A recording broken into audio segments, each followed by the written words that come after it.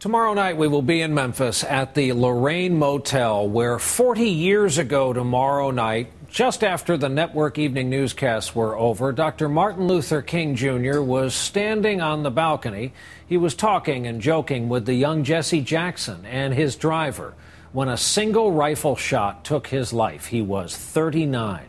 But few people today remember what was going on in his life at that time. Tonight we take a look, and you're about to see some color film that has never aired before. A bracing, vivid view of an American civil rights leader in 1968. I have a dream today.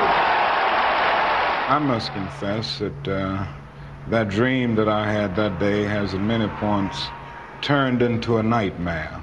In the final months of his life, the Reverend Dr. Martin Luther King Jr. was under siege.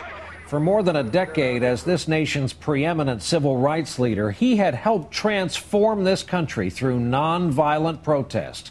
He'd won the Nobel Peace Prize.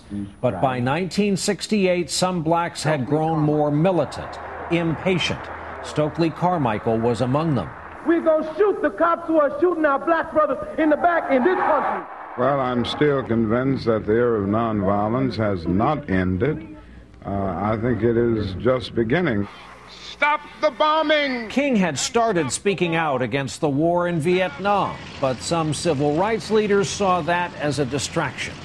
And after years of confronting segregation in the South, he had taken on tough national problems like poverty and economic injustice. It's much easier to integrate a lunch counter than it is to guarantee an annual income. Though widely admired by millions, King was also detested and feared by many whites. We want King!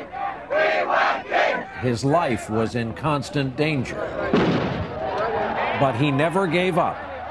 I can't lose hope, because when you lose hope, you die. In 1968, King was planning a massive new march on Washington. We're coming to demand a bill of economic and social rights. But his attention turned to Memphis, where sanitation workers, almost all of them black, had been on strike for weeks.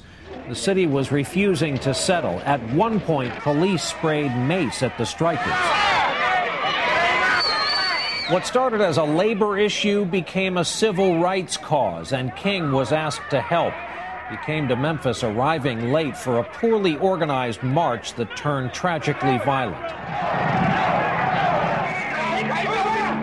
Some demonstrators looted and broke windows.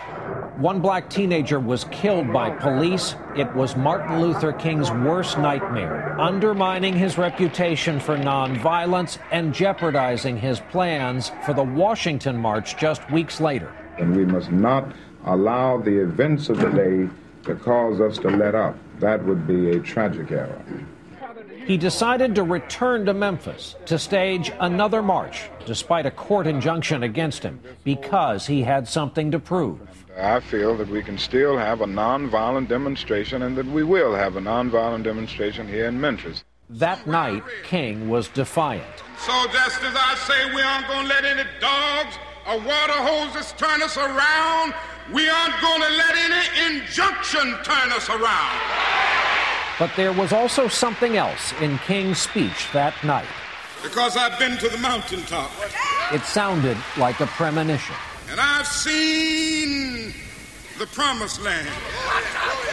I may not get there with you, but I want you to know tonight that we as a people will get to the promised land. The very next evening, standing on the balcony of the Lorraine Motel, Martin Luther King Jr. was hit by a single rifle shot fired from the window of a nearby boarding house. Martin Luther King Jr. was killed tonight in Memphis, Tennessee, shot in the face as he stood alone on the balcony of his hotel room. He died in a hospital an hour later. President Lyndon Johnson appealed for calm. I ask every citizen to reject the blind violence that has struck Dr. King, who lived by nonviolence. But there was violence, riots in more than 100 cities across the country. In Memphis, the peaceful march promised by Dr. King went on. just 4 days after his death, led by his widow. Coretta Scott King had always been by her husband's side. Now she stood in his place. It would take a long time for this country to heal from the wounds of 1968, a process some say continues today. It took a long time to fully appreciate what was lost when America lost Dr. Martin Luther King Jr. Free at last! Free at last! Thank God Almighty! We are free at last!